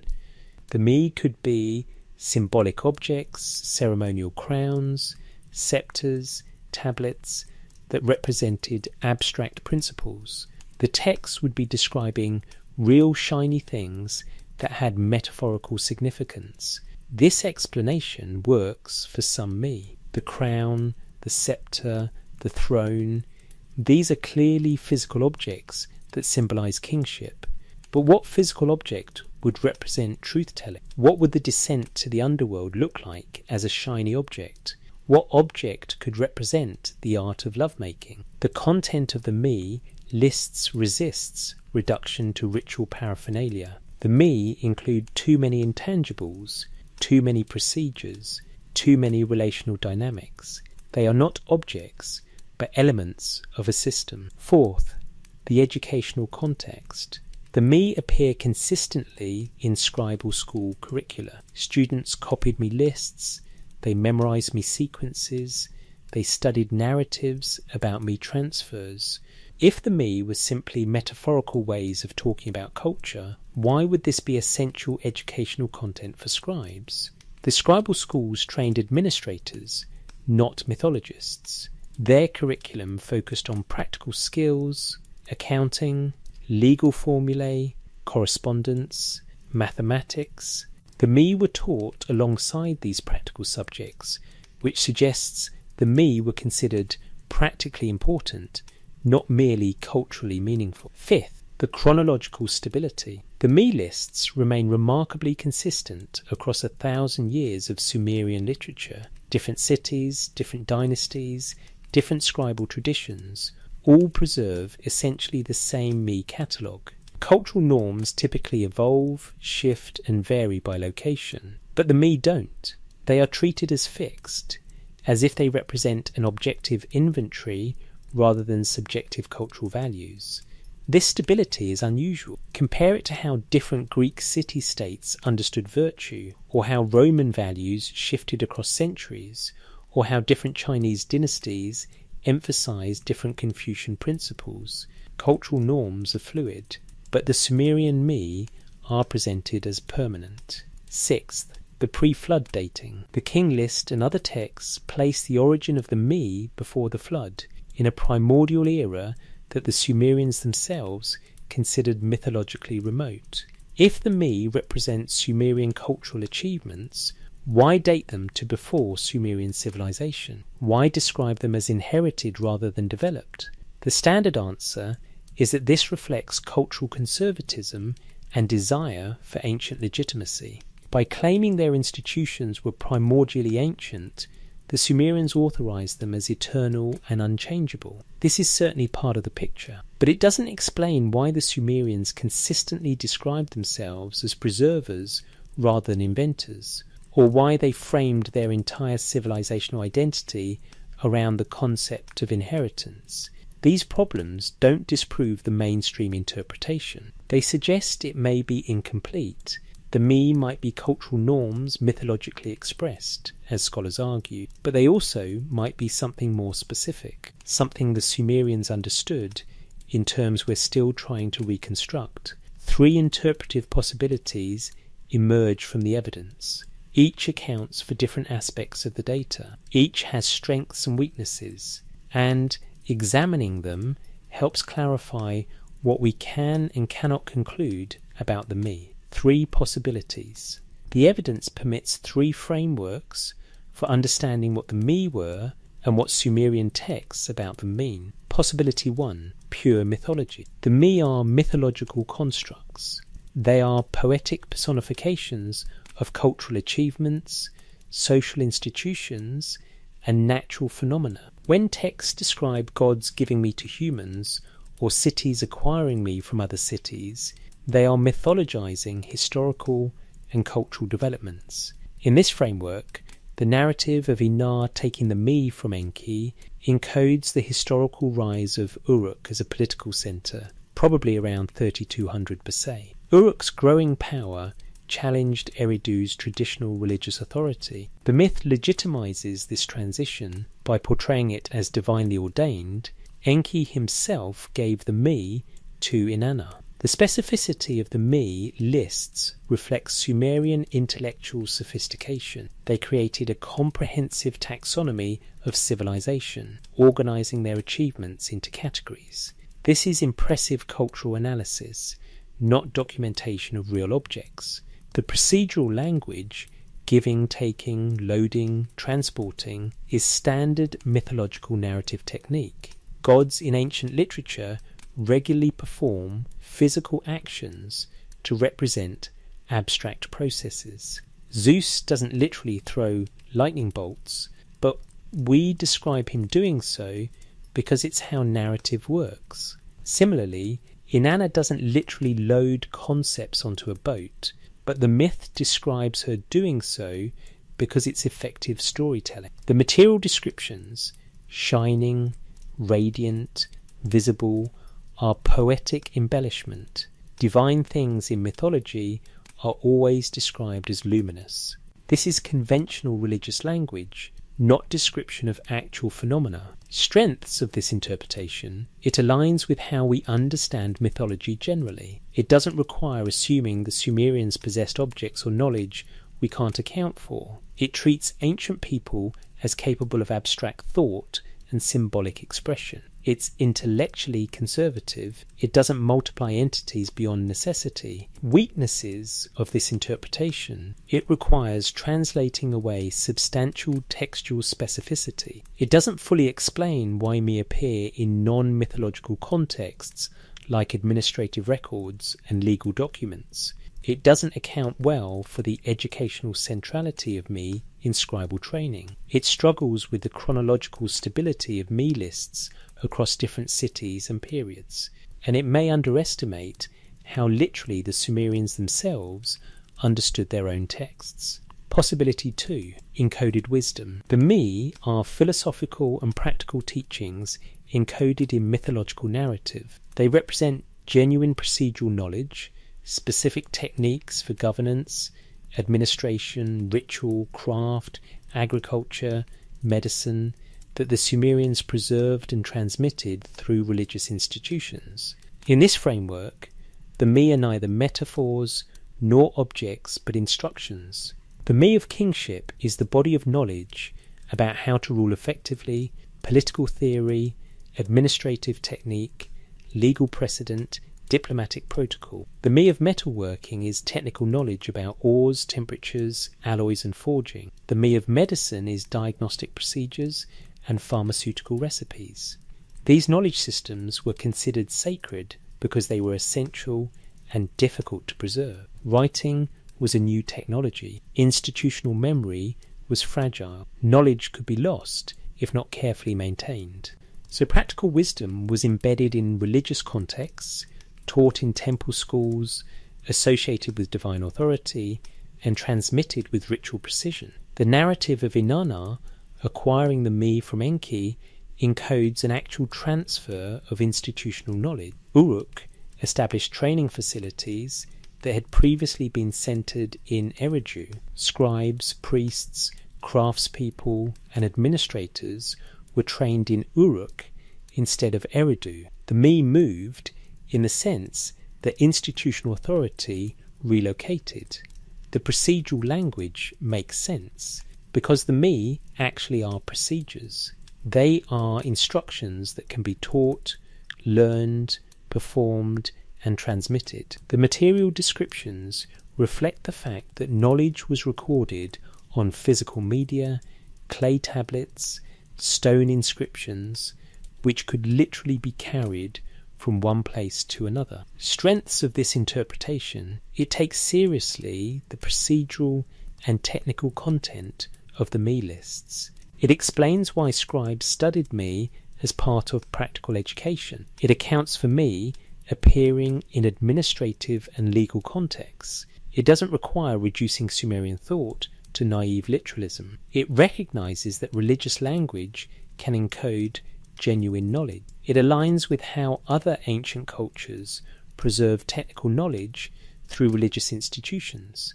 Weaknesses of this interpretation: it's hard to verify. We can't definitively prove the me texts preserve hidden practical knowledge unless we can decode that knowledge, which requires assumptions about what's encoded. It may over-intellectualize mythological narratives that the Sumerians experienced emotionally and religiously, not as philosophical puzzles. It doesn't fully explain why the Sumerians dated the me to before the flood or described them in superhuman terms.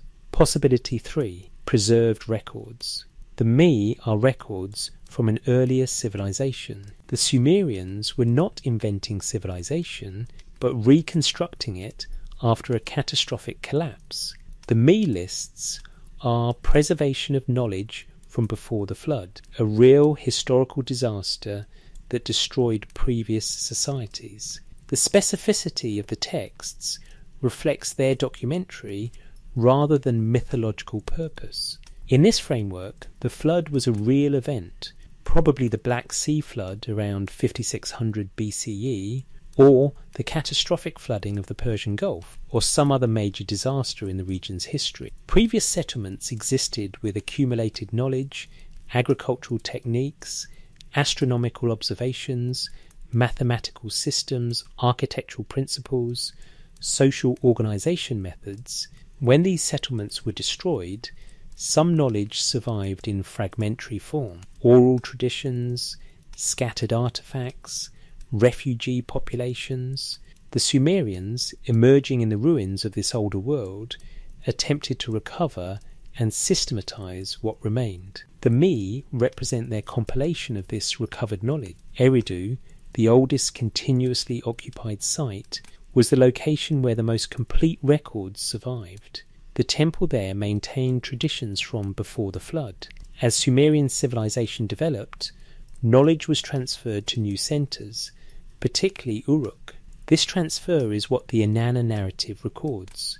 The Sumerians described the Mi as descended from heaven because they understood them as coming from an earlier time they could only describe in mythological terms. Heaven was their language for before or older, or the source we cannot fully access. The procedural specificity reflects actual documentation. These texts preserve real instructions from an earlier civilization. The technical sophistication of Sumerian mathematics, astronomy, and medicine represents recovered knowledge rather than independent invention. Strengths of this interpretation: it takes the Sumerian self-description at face value. They consistently said their knowledge was inherited, and this framework accepts that claim. It explains the sudden appearance of sophisticated Sumerian civilization without visible developmental stages. It accounts for the pre-flood dating of origins. It explains why technical knowledge appears already advanced. It respects the documentary tone of the texts. Weaknesses of this interpretation: it's speculative. Archaeological evidence for a pre-Sumerian civilization sophisticated enough to have created the Mi is limited. The flood narrative might be mythological rather than historical. The framework requires assuming a lost civilization for which we have no direct evidence. It may project modern ideas about lost ancient wisdom onto texts that meant something different. Each possibility has merit. Each accounts for different evidence.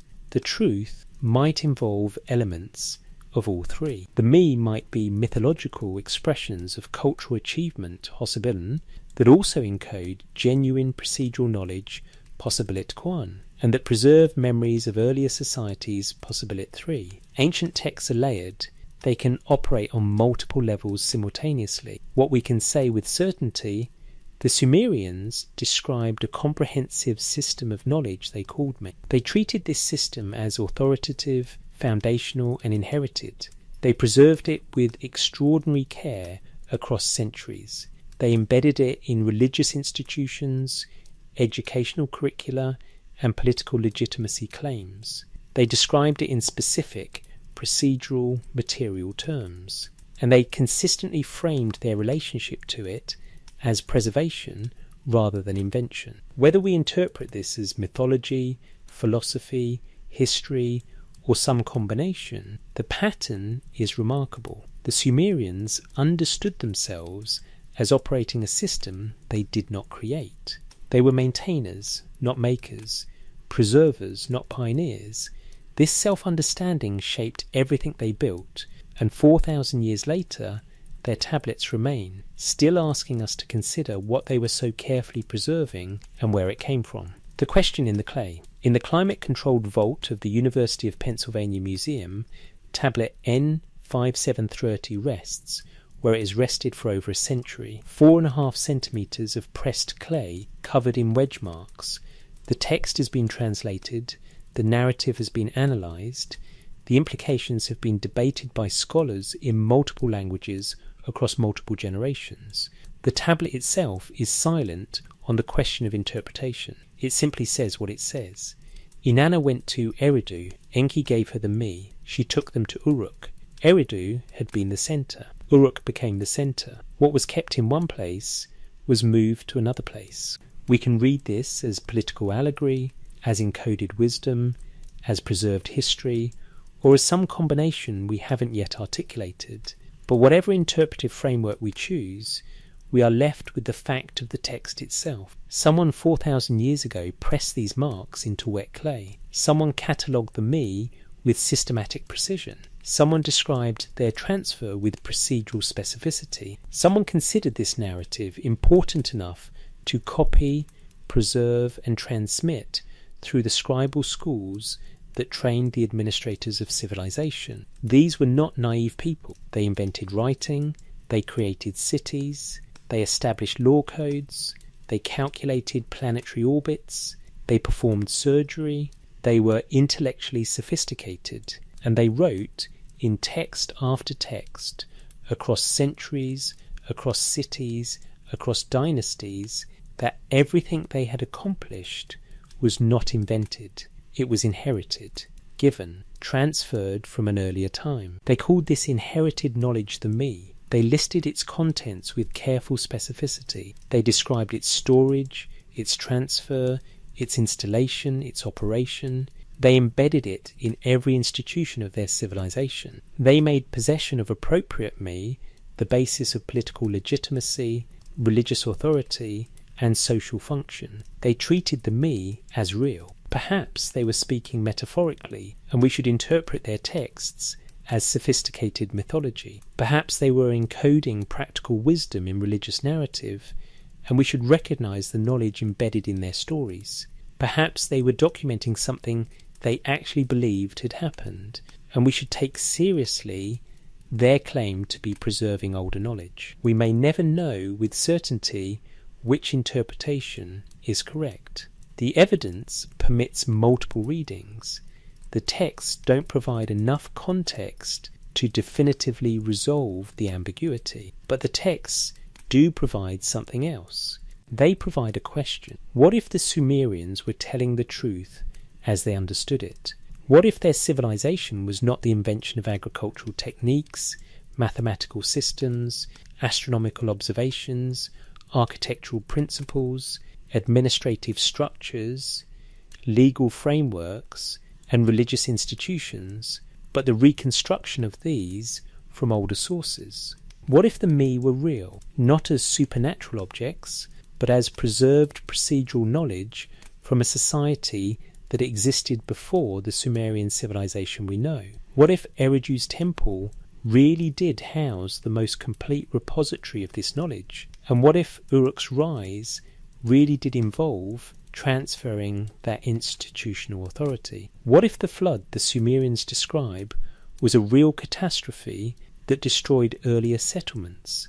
And what if Sumerian civilization represents the successful effort to recover and rebuild what was lost?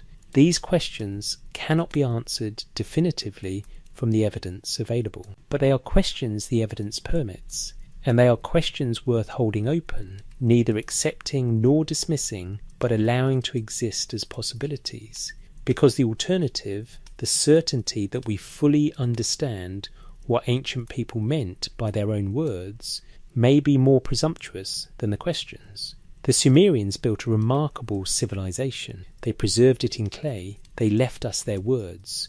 And those words describe a culture that understood itself as operating a system older than itself, inherited from a source it could not fully specify, transmitted through procedures it dare not alter, maintained with precision because it represented something irreplaceable. Whether that self-understanding was mythological projection, philosophical insight, or historical memory, it shaped how they lived. And the fact that they lived this way, as preservers of an older order, created the civilization that invented writing, that built cities, that calculated with base 60 mathematics, that tracked planetary movements, that established justice systems.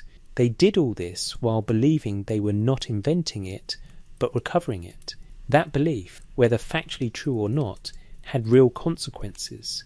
It created a culture of preservation rather than innovation, a culture of precision rather than experimentation, a culture that transmitted knowledge with conservative care across millennia, ensuring that what was written in 3000 BC could still be read in 2000 BC and could be excavated, translated, and studied in our own time. We have the texts because the Sumerians believed they were preserving something more important than their own creativity. And perhaps they were right.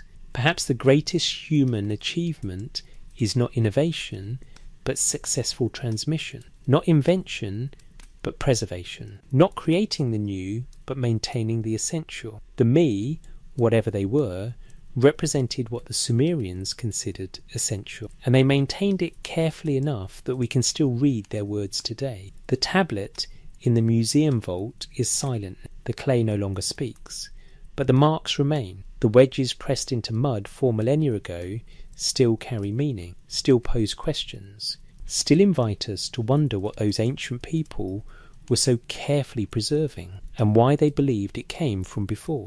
The question remains in the clay, waiting.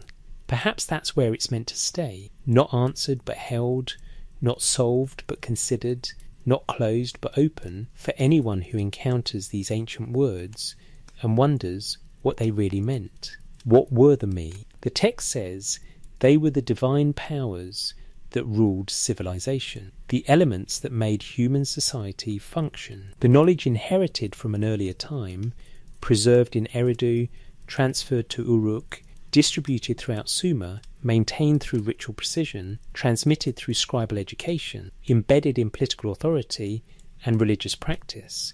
The text says they were real. They could be listed, transferred, installed, and operated. They were specific, innumerable, and essential. The text says they descended from heaven, from before, from an origin the Sumerians themselves could not fully name. Perhaps we should trust the text, not uncritically, but respectfully, not literally, but seriously. Perhaps the Sumerians knew something we're still learning to ask about. As you drift towards sleep, wherever you are, whatever time it is, consider the weight of ancient words.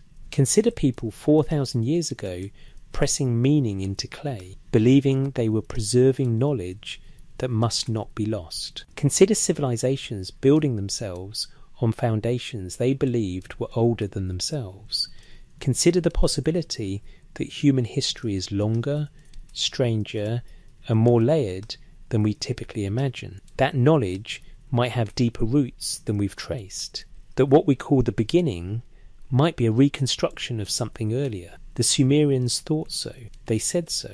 They built their entire civilization around that understanding. Maybe they were wrong. Maybe the me were purely mythological, and Sumerian civilization was original invention dressed in ancient costume. Or maybe they were right. Maybe they really were preserving something older. Maybe the knowledge that built Eridu, that filled the Iabzu temple, that Inanna carried to Uruk in her boat, really did come from before. The clay tablets remain. The questions remain. The me, whatever they were, remain as words on ancient fragments, asking us to wonder. And wonder, perhaps, is the appropriate response. Not certainty, not dismissal, but the acknowledgement that the past is deeper than we know, that ancient people knew things we're still discovering, and that some questions might not have answers, only better questions. Rest now. Let the wedge marks in clay blur into dreams. Let 4,000 years of transmission carry you wherever minds go when they stop trying to know and simply allow themselves to wonder. The me descended from heaven. Kingship was lowered to earth. The knowledge that built civilization came from before. The Sumerians preserved it. And the clay remembers. Sleep well. The tablets will be here tomorrow, still holding their questions, still waiting for the next person to wonder what they really mean.